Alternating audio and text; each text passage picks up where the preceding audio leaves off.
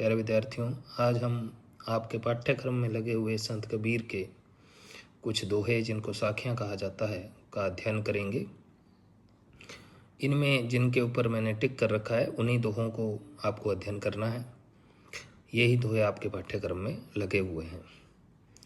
और ये जो दो दोहे हम आज अध्ययन करने जा रहे हैं, पहला है सब रंग तंत रबाब तन बिरह बजावे नित, और न कोई सुन सके के साईं कै चित।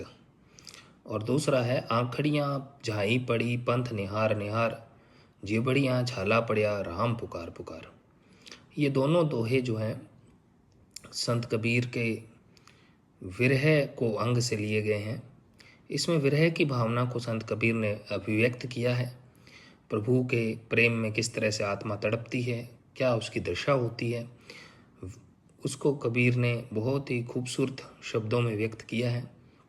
लेकिन इन दोनों दोहों में कबीर ने फारसी जो शैली है उसका प्रयोग किया है, जिसके तहत इसमें थोड़ा जिसको हम विभत्सता कहेंगे, विभत्स रस भी आ गया है। लेकिन ये कबीर के ऊपर सूफियों के और फारसी के प्रभाव के कारण हुआ है, वो हम आगे समझेंगे। पहला दोहा देखते हैं। सब रंग तंत रबाब तन। रग का मतलब होता है नसें, नाड़ियाँ जो शरीर की हैं उसको रग बोलते हैं। तंत का मतलब होता है तंतु। तंतु यानी कि तारें। आपने देखा होगा वीणा वगैरह में तारें लगी हुई होती हैं, उनको तंत बोलते हैं। तंत्री से ये शब्द तंत बना है। रबाब, रबाब कहते हैं एक तरह का एक तारा होता है, वीणा के जैसे एक वाद्य यंत्र होता है, उसको रबाब बोलते हैं। उसमें तारें लगी हुई होती हैं। तो कबीर कहते हैं कि मेरे शरीर की जो नसें हैं, स्नायु हैं, रगें हैं, वो सब तंत बन गई हैं, तारें बन गई हैं। और यह जो तन है, ये जो शरीर है, ये रबाब बन गया है, यानी कि एक तरह का सितार बन गया है, एक तरह की वीणा बन गई है। यह जो मेरे शरीर की सारी नसें हैं, नाड़ियाँ हैं, ये तो तंत्रियाँ बन गई हैं, ये तो तारें बन गई हैं। और यह जो शरीर है, यह रबाब बन गया है, वीणा बन गया है। और विरह जो है वो संगीतकार बन करके इस मेरे रबाब रूपी तन की नस रूपी नाड़ियों को रोजाना बजाता है। मेरे शरीर की जो नसें हैं वो तारें बन गई हैं, और शरीर जो है वो रबाब बन गया है। और विरह रूपी जो संगीतकार है, विरह रूपी जो कलाकार है, वो नित्य जो है मेरे शरीर के रबाब की रगों के तारों को, मेरे शरीर की रबाब के रगों की तारों को बजाता है। और मेरे शरीर के रबाब से उठे हुए संगीत को और कोई भी नहीं सुन सकता, और न कोई सुन सके। विरह जो है, जो मेरे रबाब के तन के तारों को झंकृत करके जो संगीत उत्पन्न करता है, उस संगीत को और न कोई सुन सके, उसको और कोई भी नहीं सुन सकता। के साईं, या तो साईं सुन सकते हैं। साईं का यहाँ पर अर्थ है ईश्वर से, स्वामी से। या तो मेरे स्वामी, मेरे भगवान, मेरे प्रभु, मेरे ईश्वर इसको सुन सकते हैं। के चित्त, या मेरा मन ही इसको सुन सकता है। या तो भगवान इसको सुन सकते हैं, या जिसके अंदर ये संगीत उत्पन्न हो रहा है, यानी कि भक्त, यानी कि आत्मा, उसका चित्त इसको सुन सकता है, या भगवान सुन सकते हैं। इन दो के अलावा कोई भी इस संगीत को सुन नहीं सकता। तो यहाँ पर आप देखेंगे कि मेरे शरीर की जो सब नसें हैं वो तारें बन गई हैं, शरीर जो है वो रबाब बन गया है, और विरह जो है वो संगीतकार बना हुआ इस शरीर के रबाब की तारों को झंकृत करके उससे संगीत उत्पन्न कर रहा है।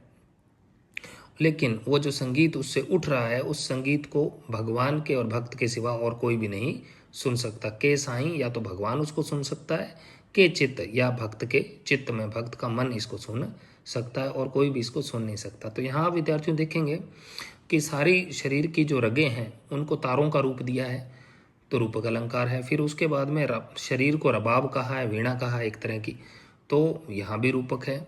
और विरह को संगीतकार का रूप दिया है, तो ये रूपक है। तो तीन तरह के रूपक हो गए। नसों को तार, शरीर को रबाब, और विरह को जो है वो संगीतकार बताया गया है। तो इस तरह से जब एक वस्तु को दूसरी वस्तु का रूप दिया जाता है तो वहाँ पर रूपक अलंकार का प्रयोग होता है। लेकिन यहाँ पर उपमेय के साथ साथ उपमान के अंगों पर भी आरोपण सा किया गया है, इसलिए इसमें सांगरूपक अलंकार का प्रयोग है। तो इस पूरे दोहे में सांगरूपक अलंकार का प्रयोग है। और विरह जो होता है वो एक अदृश्य भावना है, एक तड़पन है, लेकिन मनोभावना होने के बावजूद भी उसको मनुष्य की तरह संगीत बजाते हुए दिखाया गया है। तो यहाँ पर मानवीकरण का भी प्रयोग है, क्योंकि विरह को संगीतकार के रूप में प्रस्तुत किया है, तो मानवीकरण अलंकार का प्रयोग है। और कबीर कहते हैं कि जो विरह में तप्त शरीर से जो संगीत उठता है, उस संगीत को, उस दर्द को या तो भगवान सुन सकते हैं या भक्त सुन सकता है, और कोई उस विरह की भावना को जान नहीं सकता। उसका कारण भी आप समझ लें विद्यार्थियों, क्योंकि विरह की भावना किसके कारण पैदा हुई? तड़प किससे मिलने की है? भगवान से।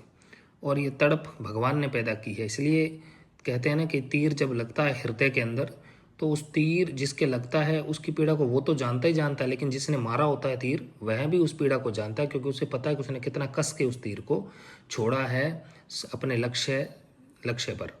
अतः भगवान ने ही उसके अंदर विरह पैदा किया है, भगवान ही उसके विरह का कारण है। तो उस विरह के कारण रूप भगवान को ही उस विरह की पीड़ा का पता है, या जिसके अंदर विरह उत्पन्न हुआ है उस भक्त को इसका पता है, और कोई जान नहीं सकता।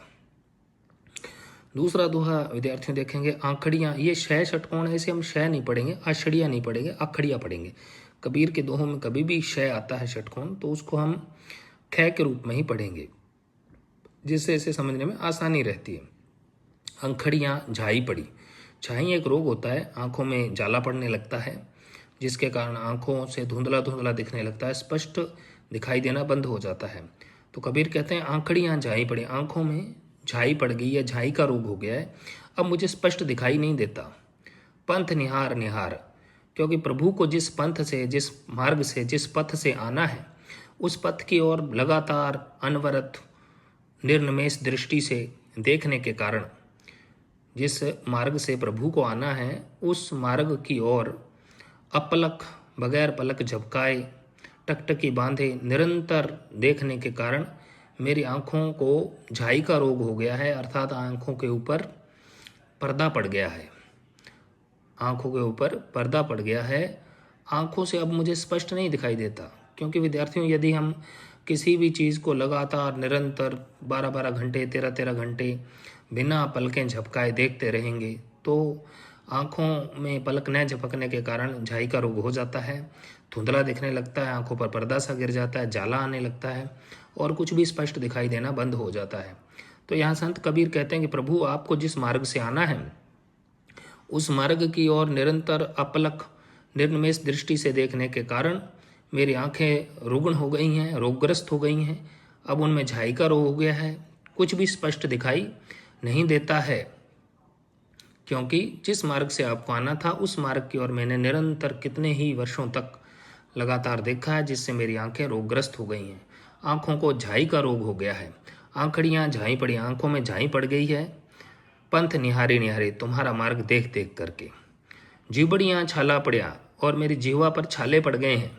राम पुकार पुकार, राम तुम्हारा नाम पुकार पुकार के, लगातार तुम्हारे नाम को पुकारने के कारण मेरी जीभ भी रोगग्रस्त हो गई है, जीभ में भी छाले पड़ गए हैं, और लगातार तुम्हें जिस मार्ग से आना है उस मार्ग की ओर देखने के कारण मेरी आंखों में झाई का रोग हो गया है। लेकिन प्रभु आप फिर भी नहीं आए।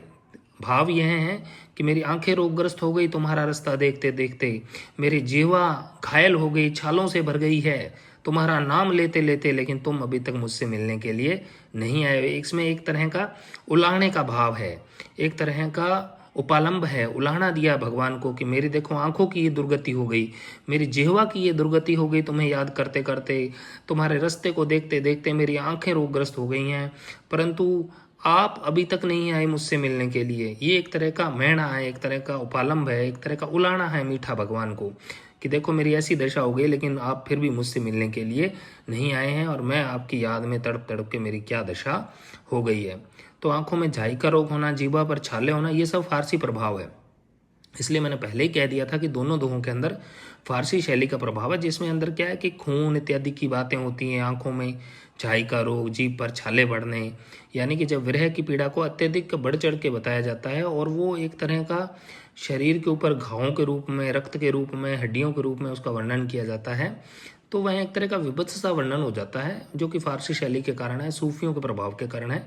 तो यहाँ पर हम ये मानेंगे कि कबीर के ऊपर फारसी शैली का प्रभाव है, लेकिन फिर भी यह अतिशयोक्तिपूर्ण नहीं लगता है, क्योंकि यह हृदय के सच्चे भावों को ही व्यक्त कर रहा है। तो आप यहाँ देखेंगे निहार निहार, पुकार पुकार में बार बार जो एक पुनरुक्ति प्रकाश अलंकार का प्रयोग किया, लेकिन यह भी भावाधिक्य को ही बताने के लिए किया गया है कि देखो मैंने लगातार देखा है आपके मार्ग को, देखो मैंने लगातार पुकारा है आपके नाम को।